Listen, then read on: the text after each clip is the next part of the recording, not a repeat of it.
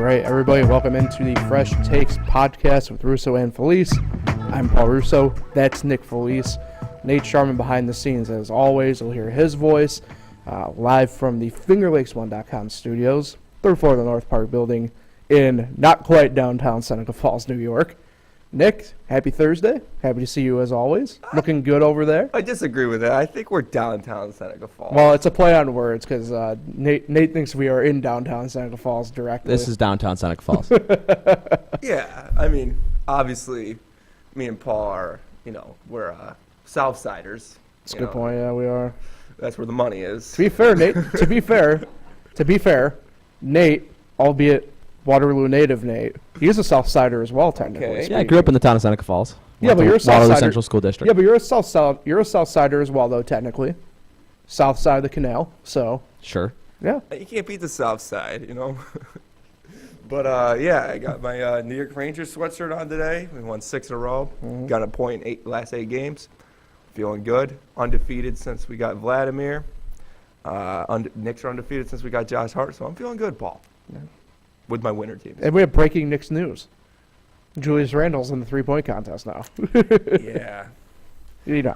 Hey, plenty to get to, though, right? Recapping the Super Bowl. A lot to touch on there. We got pitchers and catchers officially reported. And Daytona 500 this weekend, so. Is it even really pitchers and catchers? Do we even get excited? They've been there for like a week now. We'll get into that. That's actually one of the discussion points. So. Okay. But first, we have the Super Bowl. Super Bowl 57, 38-35 final. The Chiefs coming away victorious. We're all wrong. Over the Eagles. I specifically was loud wrong. Let's jump. I kind of want to start here.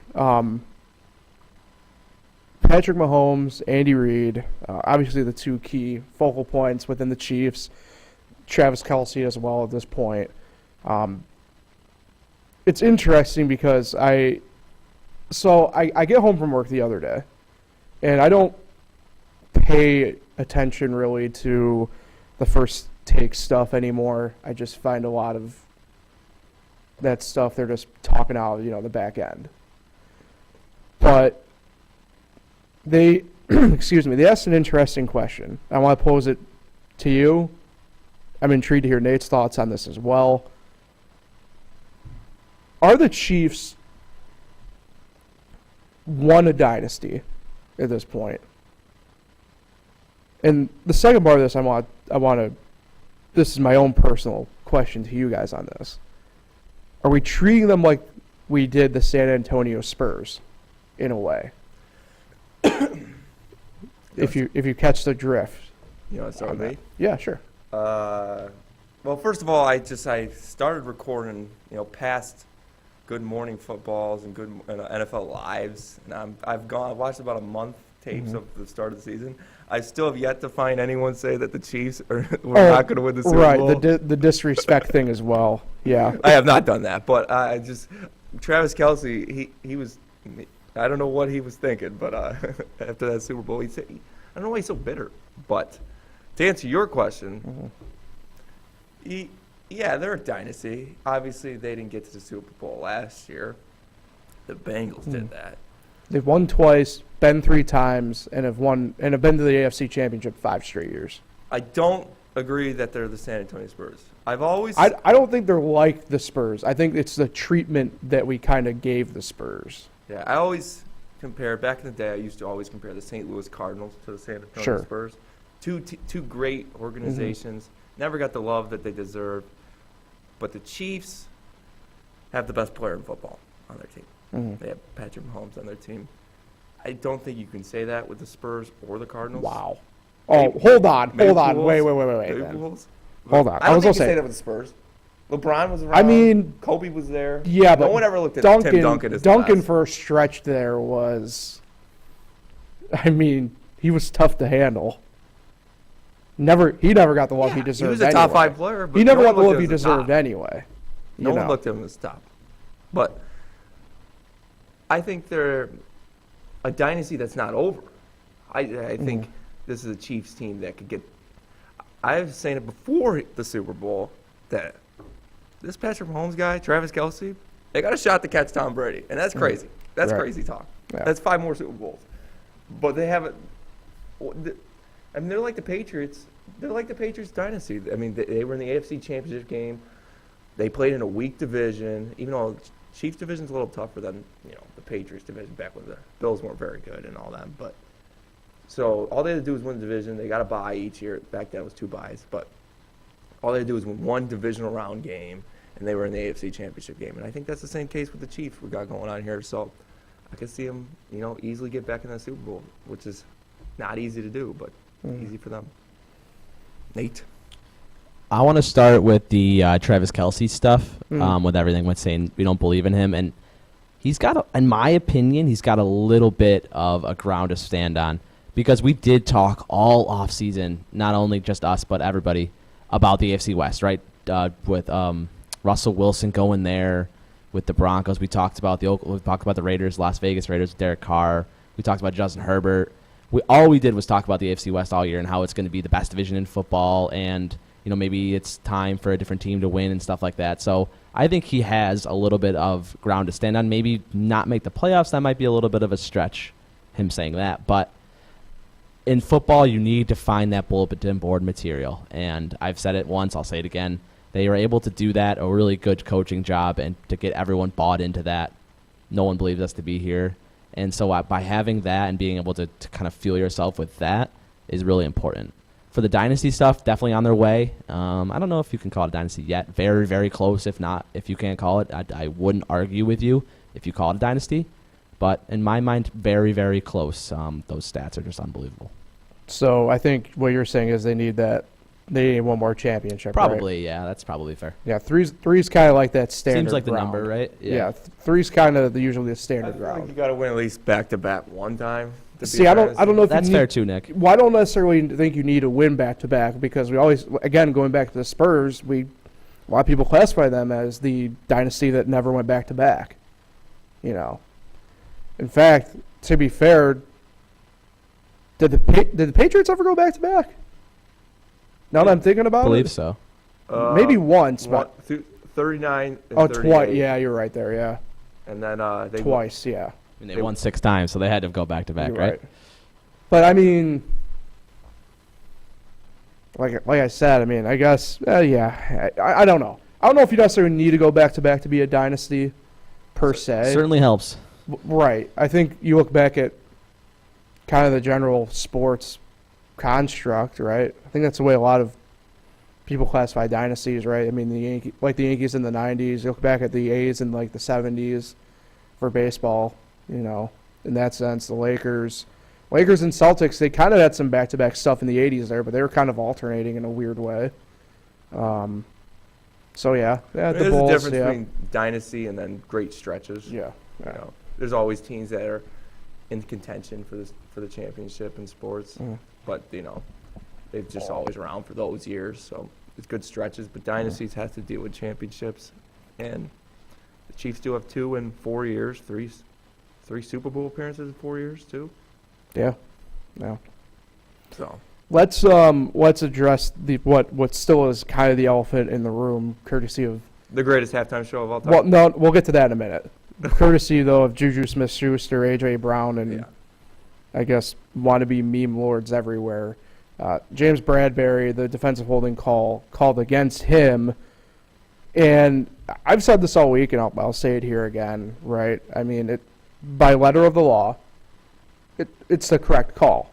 Where it's not the right call, though, is the fact that they weren't consistent with it all game. And I find it, again, tough to have that be called in that situation. But to me, the part that I don't like with it is the fact that it still has overshadowed what, in my mind, was the best Super Bowl in at least a handful of seasons, to be completely honest, in terms of actual gameplay, in terms of, football being played. I mean, it was the best Super Bowl we've had in about 5 years, and we'll have one. It sucks that one call is overshadowing what was a good game. Arizona, or Glendale, Arizona, does a great job for the Super Bowl. Not a great job with the field, a little slippery, but the Sod Father was not great. But you had the Super Bowl 42 there. Yeah. my beloved Giants. Got the big one over the undefeated Patriots. Then you had Super Bowl 2015. Don't know which one it was in 2015, but it was my brother's Seahawks. 49. Seahawks throwing the interception. Yeah, 49. 49. Was it 49? Yes, because 50 was the next 50 year. was next year. Yeah, so Super Bowl 49. Yeah. Plus One for Seahawks. plus college football playoff and college football playoff championships. Boise State. Yeah. Yep. Some great Cardinal games Fiesta there. Bowl. There was some great playoff Cardinal games there. There were, though. Yeah. The Larry Fitzgerald. Waste Management Phoenix Open. Sure. Yeah. Phoenix Open. Phoenix Open being played at State Farm Field. It should. Noted 16th hole out in the parking lot. I don't even remember the question you asked me. I was just going on about the stadium. Sorry. Oh, you asked me about the. Well, play, it was kind of like about the call, and Yeah. It was a holding penalty in my opinion. Right. But you don't call that there. I mean, the dramatics of the game were just completely gone after that. Mm-hmm. I know Butt Kicker, whatever his name is. Butker. He has been struggling this year. He was not his normal self this year, but anybody can make a 20-yard field goal, even with all the pressure on him. So, and it wasn't that much pressure because tied game. So, yeah, it just took everything out of it. The Eagles had no shot. I think if you gave the Eagles, you gave Jalen Hurts a minute 30, I think they could have, easily have gone down there and tied the game up. I would love to see the new overtime rule, but I think they could have won the game. I really do. So the head ref was Carl Cheffers. He had, going into this, 2 previous Super Bowls. Collectively, this is actually a very experienced crew in terms of postseason. 5 of the 8 on-field members of the crew have been in previous Super Bowls or been a part of officiating previous Super Bowls. But Cheffers has had fair criticisms all year overall on his staffs and the crew that he has led. Obviously, postseason you aren't with your normal crew. It's the best of the alleged best kind of going forward. I don't like that. I get it. Yeah, but I don't like it. I like the chemistry throughout the whole year. I'm with you. And every sport does it though. I mean, Major League Baseball, it's tends to be right. I mean, who has the alleged best? It's why we don't have Angel Hernandez out there. It's why we usually have guys like Pat. What's his name? He called a perfect game in the World Series. The umpire. Either way, but I think football's that one where I think you definitely need that chemistry element of it, right? Because there is 6 of them. Right, and 8.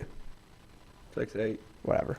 There's a lot of them out there. But no, I'm with you though, because look, when you end up with people you don't usually call a game with, right? Usually each crew is known for how they call a game. Like we jokingly say it when we watch games together, even though I think it might be slightly exaggerated, but if Sean Hockley's crew is out there for your game, expect a lot of flags, stuff like that.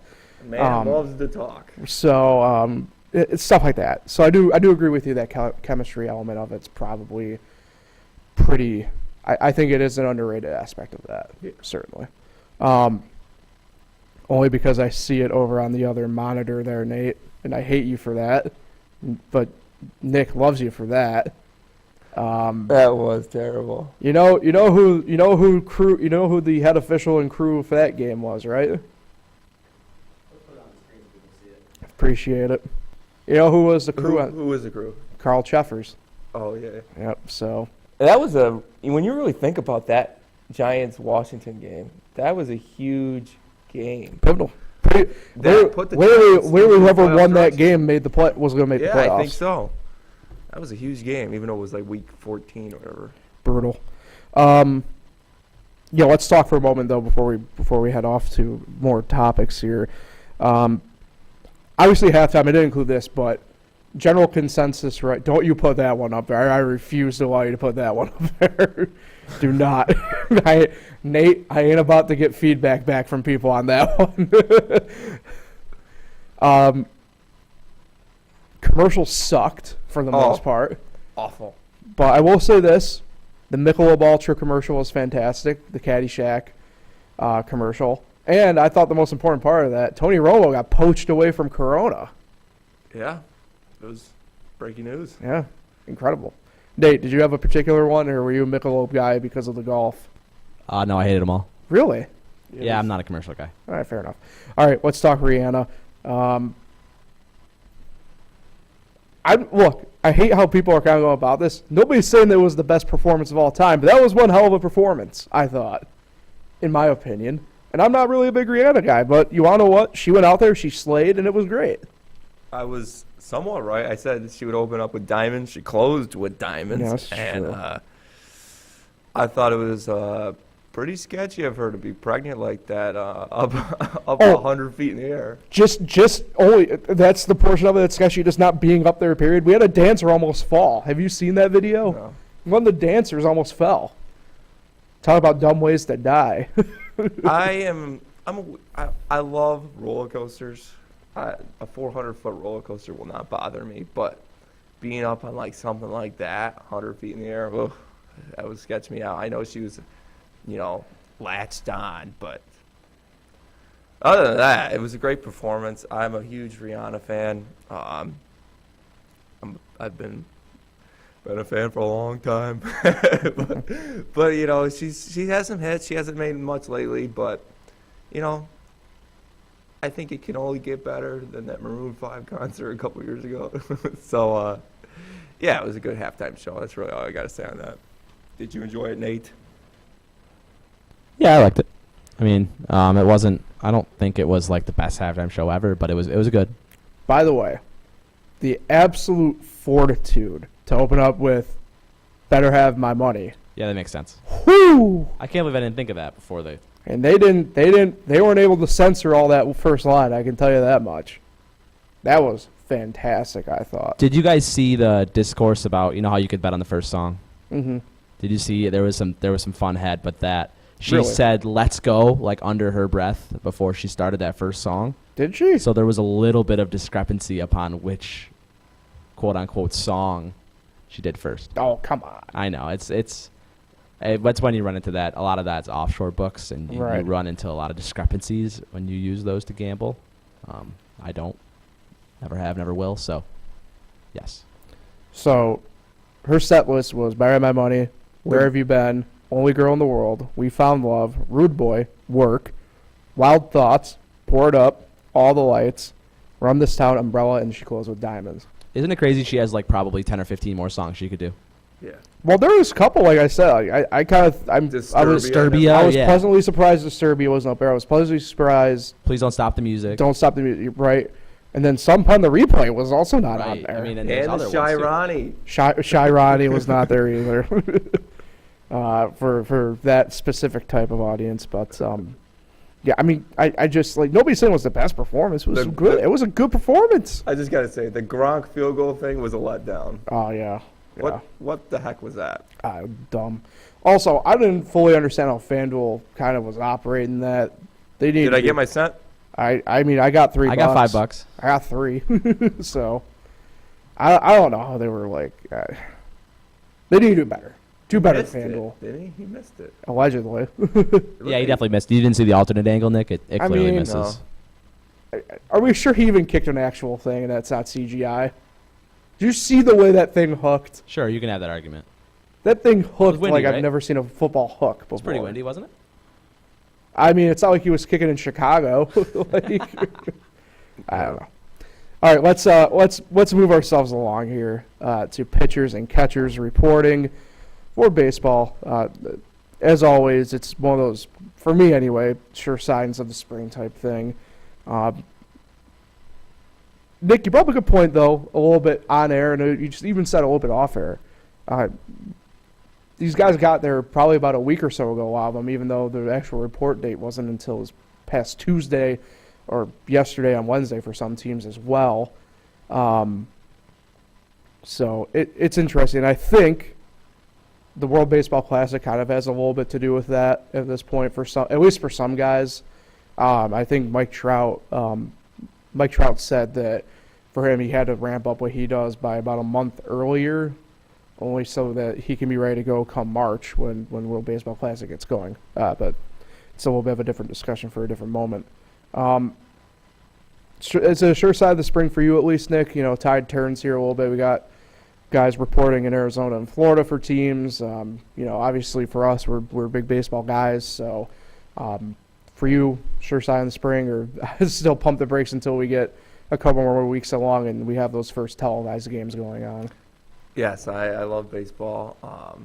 I will never forget that Nate is a Pirates fan again. I forgot it before off air before the show, but you poor guys. us Pirate fans need to stick together. Always looking forward to this time of year. Pitchers and catchers report. It's just a title now for like the middle of the week because they're all there. They've been there since last week. I mean, obviously it is the mandatory date where you have to show up, but they're all ready to go. These are especially Pirates, young team. They're all looking forward to get back to work, trying to improve their game, help the organization out. So, but the World Baseball Classic is this year out. It's been 6 years since we had one. Thanks, COVID. Looking forward to that United States Giants game later next month. Yeah, it'll be interesting. United States Twins. Who you got in those games? I'll go with the national teams only because in the past those major league teams usually don't even trot out. Yeah. Wait, they play the MLB teams too? A couple exhibition games. Yeah, what if that's they're on two both ups, teams? yeah. Is there anybody that's on both teams? Yeah, but you're probably playing for the national team at that point. Yeah. Yeah. That's interesting. Pirates. It's almost like, remember in the old video games, you would be like the U.S. team and you'd play against like a team and you'd be them and you'd be playing against them at the same time. I'm a little disappointed. Be able to clone Pirates them. did not get one. Matt's Mariners got Canada. They played Canada once. That'll happen. But Yeah. So, what's interesting is well, a lot of guys we talk about reporting, but there's been some interesting smaller headlines at this point, kind of going forward. Surprised Jacob deGrom already being held a couple days because of soreness or tightness in his left side. But Steven Strasburg did not report. Now, it's not that he's holding out or anything like that. He is coming back off from surgery and still has been dealing apparently with some nerve issue, which is not good. Has Steven Strasburg pitched since that opening Pirates game? No, he has not. We saw him in Rochester, didn't we? Yeah, well, he did rehab, right? I mean, he did have some rehab, but I was talking about his career star, but right. Oh, that's right. I forgot about that. yeah, like 14 Ks. Delman Young had a home run off him that game, though. I remember. Never forget Delman. Known crazy. Not the Delman. Delman Young you think of, though. He's also crazy though. It's another Delman Young, but yeah.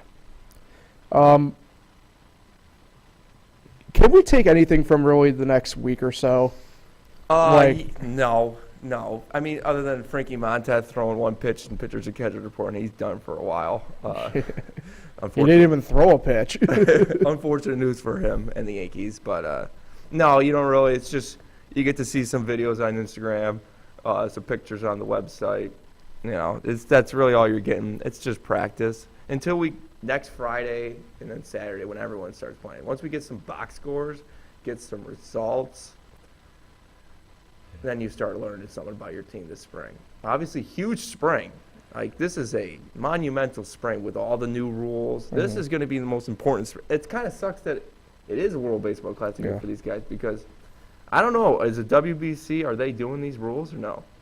I don't think they're doing all of them. But anyway, these guys need to learn this pitch clock, and they need to, Well, that was my follow-up. That was my follow-up to that, is the fact that with these rules, and they came out a little bit, yesterday and the day prior with, they kind of walked through different media groups, whether out in Arizona or in Florida, depending upon where you were, about, the base size, for example. And, the pitch clock to me is going to be, I think, the pitch clock to me is actually kind of like a non-one because a lot of the younger guys now, they're used to it anyway. Obviously, like a guy like Max Scherzer, Justin Verlander, who's never really had to deal with that. That might be a little bit different, but it's not like either one of those guys take a while. The one that I find actually more interesting is because of the pitch clock, we now have the balks are going to be more in focus now, and windups for pitchers are going to be more looked at. So like Luis Garcia's, wind up, that's illegal now. That's considered a balk. What Nestor Cortez does, that's going to be under the microscope as well. That will be considered a balk, some of his moves. What about Johnny Cueto? Cueto would be another guy, right? That will be under the microscope with some of his stuff. That could be considered a balk. So, although I think within the first couple days here, I agree with you that won't be much takeaway. I think there will be some takeaways come Monday and Tuesday next week before we get to the games next weekend, where teams will have inter-squad games where you do have umpires, big league and minor league umpires at facilities to call the games as well. For them, it's spring training as well, where I think we'll see how effective a guy like Nestor Cortez or Johnny Cueto or Luis Garcia are now with kind of a key, in all honesty, key parts of their repertoire under the microscope. So I do agree with you a little bit in the sense that, yeah, I mean, like today and tomorrow, you're not going to, barring, heaven forbid, a guy's arm blowing out or something like that, there will be no takeaways. But I think, come Sunday, Monday, Tuesday, when these inter-squad games happen, I think you can find stuff there with the rule changes happening. I definitely can see that. Yeah, we're just excited to see him on the field. And part of the inter-squad, I think you're going to see some of this before inter-squad stuff, depending upon when full infielders get there. What type of really defensive positioning are we going to kind of see people in with the shifts being outlawed as well. So I think there's stuff there, but I think like those main storylines, right, you're probably not going to really get too much out of it. Yeah, and then once you get to week 3, week 4 of spring training, you're like, okay, wrap this up. You're ready to go. Yeah. All right. Let's shift gears.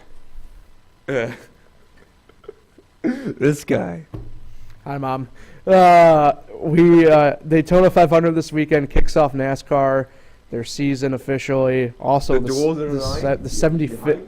Well, we'll get to that. The 75th season of NASCAR is this year as well. So there's a lot going on and pomp and panditry around that.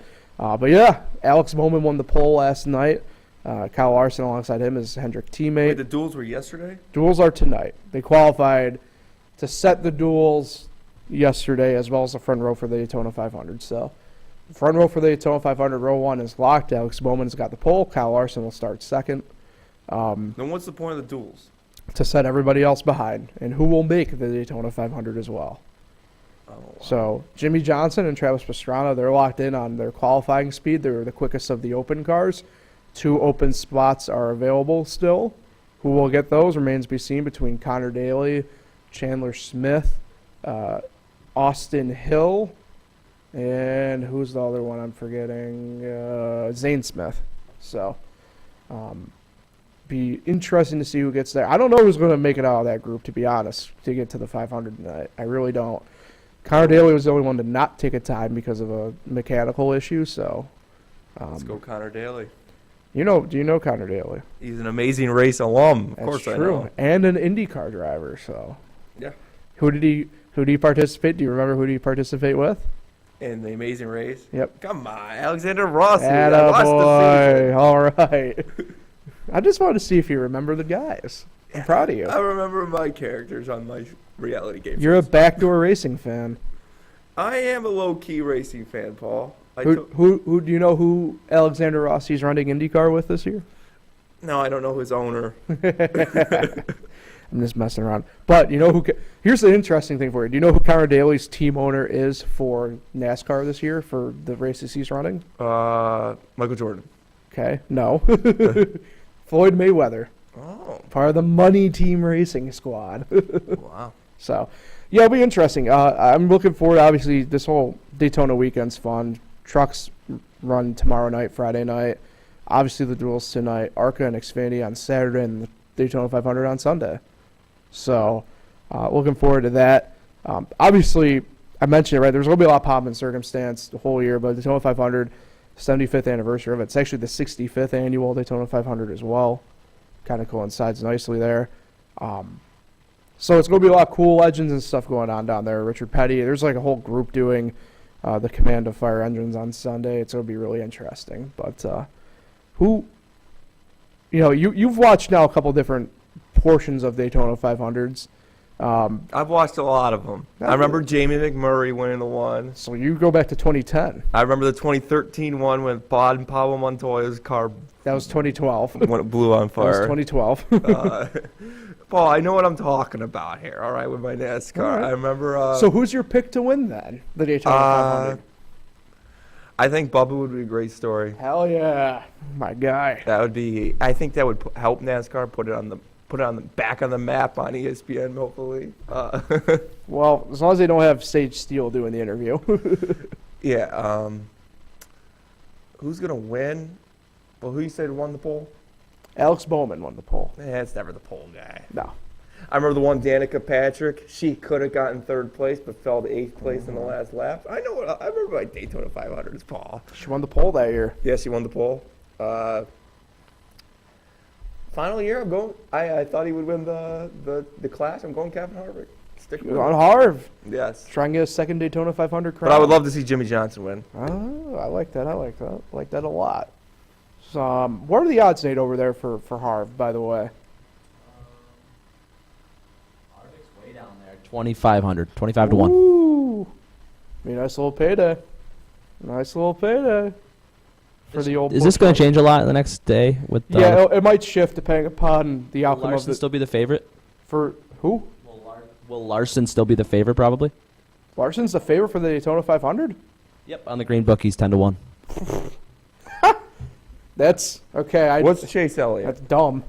But Chase Elliott is 12 to 1. Larson is an awful pack racer. You know, He I'm does going not do well at to Daytona Can I and Talladega. parlay Chase Elliott and Tiger Woods this weekend? Yeah, why not? Ooh, I love that. Look at you go. Look at both of you go. I'm on Blaney, I think, for the moment. But, yeah, I mean, the odds could shift because of the way the duels end up tonight, to be honest. So, it'll be interesting.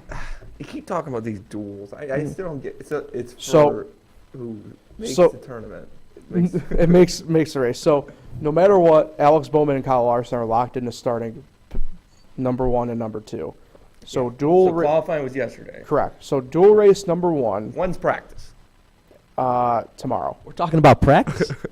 So, dual race number 1 consists of the drivers who qualified in odd positions on time. So 1, 3, 5, 7, 9, 11, et cetera, et cetera. Dual race 2 is for the even drivers, so speeds 2, 4, 6, et cetera, et cetera.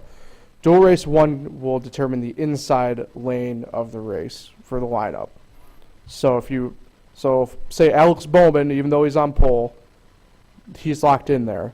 So if another driver in dual race number 2, so I'll start by saying his teammate William Byron, who had the third quickest time in qualifying, if he wins the duel, that means he's starting position 3. If he were to finish 5th in his duel, he'd be starting in row 5, position 9. So that determines the inside lane. Likewise, the duel 2 determines the outside lane. And the duels also determine which of those open cars I was talking about make the Daytona 500. Thank you. You really clarified it. I don't think I did for you. Who's the defending champ? Of the Daytona Is it 500? Michael McDowell? No, He won it 2 years ago. 2 years ago. Who's the defending champ? Austin Cindric. You don't like him this week. I don't. Who do you like? I like Ryan Blaney. The Fords have a new nose. It's a flatter nose. It does well going down the straightaway. It plows more air out of the way. They run they run a Mustang style body, Ford Mustang. Chevy runs a Camaro. Toyota runs a Camry. So they have to look like a little bit like the cars on the road. Yeah. So they'll do well down the straightaways. They won't do as well in the corners, whereas the more pointed Camaro and Camry noses will do a bit better there, but they won't do as well down the straightaways. And the Fords have had consistently better speeds so far. In the top 10 alone, there were more Fords than Chevys and Toyotas combined. The Fords being Joey Logano, Ryan Blaney, Harrison Burton, Eric Almirola, Chase Briscoe, and Austin Cindric. The other drivers is Bowman, Byron, as I mentioned, and Kyle Larson and Kyle Busch with his new team, by the way. So it will be pretty interesting. Obviously, you mentioned Jimmy Johnson; he's locked in. Would be cool. Him and Travis Pastrana are locked in as the open drivers, as I mentioned. So they don't have to worry. Today is just kind of like a free practice session for them in a way.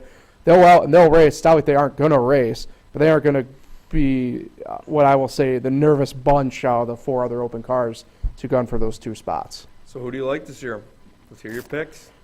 Yeah, it's interesting because if last year taught us anything, it's that legitimately anybody has that chance, right? So I think for me,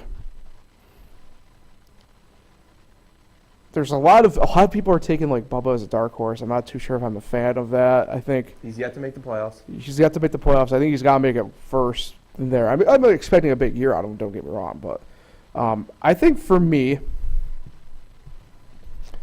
I'm gonna keep it going. I think I'm gonna go Ryan Blaney in all honesty this year.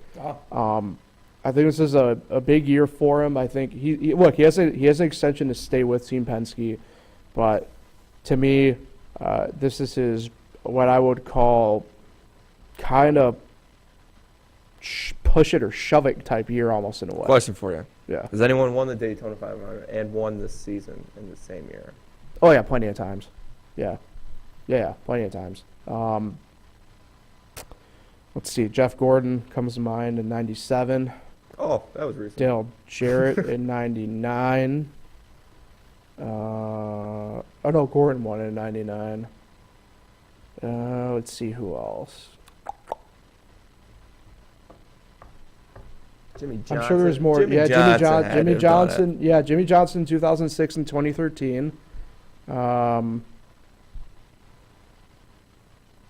didn't win it that year. This is good. Really great stuff for the audio only portion of our audience. Yeah, it's off the top of my head all I can. It's all right. It's all right. Get, you can so figure it out later. yeah. So, but yeah, I mean, it's happening. It's not like it's some Yeah. like I'd say curse or anything like that. But yeah, it's definitely happened. More times than not, though. I think the Gibbs kid can make a run Oh someday. my God, you were disgusting. Ty Gibbs. Monster Energy, baby. You want to know what's funny?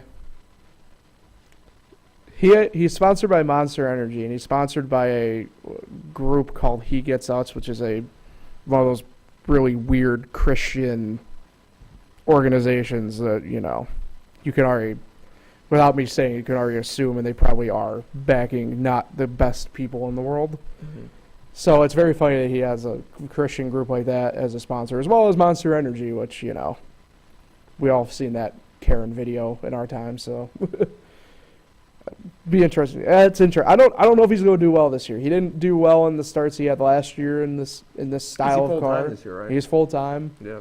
So, interesting pick though. Interesting pick that you're going with. Allmendinger's going to win at Watkins. Yeah, Allmendinger's back full time. The Dinger, he's back. 16. It's a good number. So, be interesting. Nate. You know next to nothing. Pick a Daytona 500 winner. Oh, I'm going to go with the same pick as I had last time. Denny Hamlin, excuse me.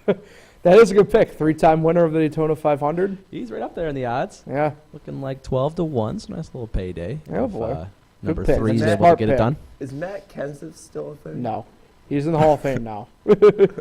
That's how much he's not a thing anymore currently. He is in the Hall of Fame. So He won the Daytona 500. he did. He is a 2-time winner of the Daytona 500. I respect my grandpa. Mark Martin's the GOAT. Smart, good choice. Should have beat Jimmy Johnson that one year. But anyway, who are your picks? Yard Cups. You do this every year. Yeah, it's true. I do. I think for Truck's interesting. They're a bit of crossroad. There's a nice youth revolution in trucks this year.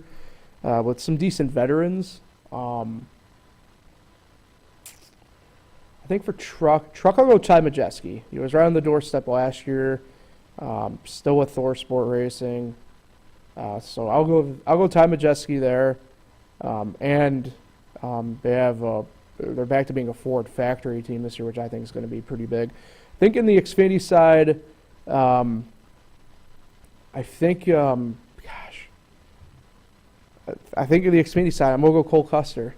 Got demoted, really, to be honest, from the Cup Series right back to Xfinity with Stewart-Haas Racing. But I think I'll go with Cole Custer, back in the double O, back in, I think, a position that he's more comfortable in, more suited in. I'll go with the general Cole Custer there.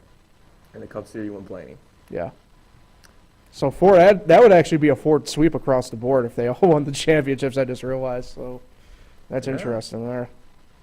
I'm a Hyundai guy. No Hondas in Cup in There NASCAR right now. No. Damn.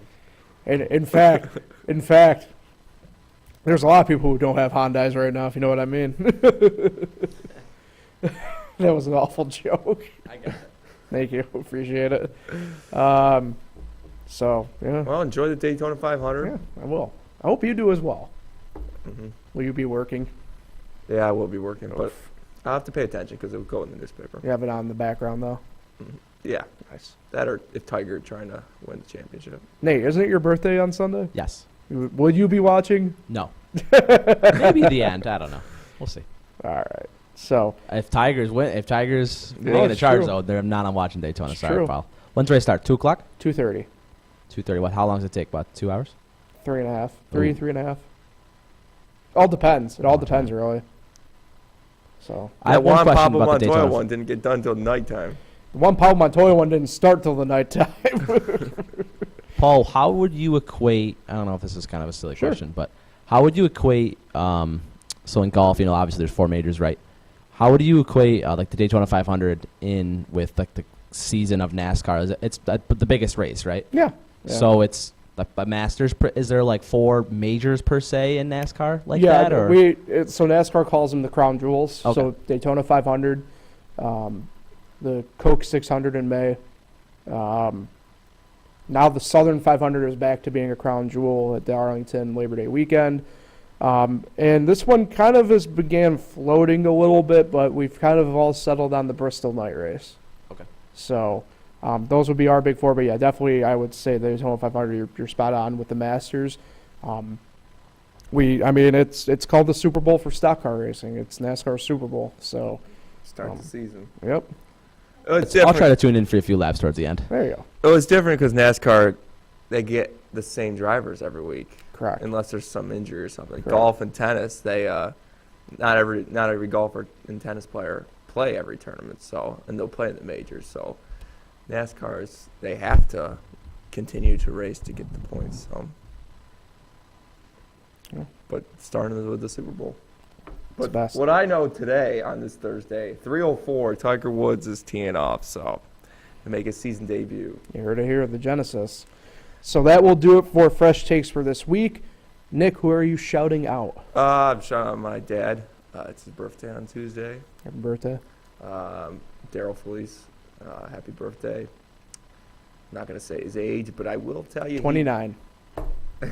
I will tell you, he was alive when the Pirates and the Knicks last won their championship. And that was in the 70s. Jeez, you're brutal. Nate, appreciate as always by the scenes. Happy 21st birthday to you. Enjoy the day. 21st. Nah. 26, right? Look at you. It ought to be 26. 26 was a good year. Maybe my late 20s, unfortunately. Welcome to the party. I won't be in my late 20s till I'm 29. It's true. Nate, appreciate as always. Happy birthday. Have a fantastic weekend. Yeah, happy birthday, Nate. So for everybody else at FingerLace1.com, appreciate everybody for tuning in. We'll talk to everybody next Thursday. Enjoy Daytona 500 weekend, everybody.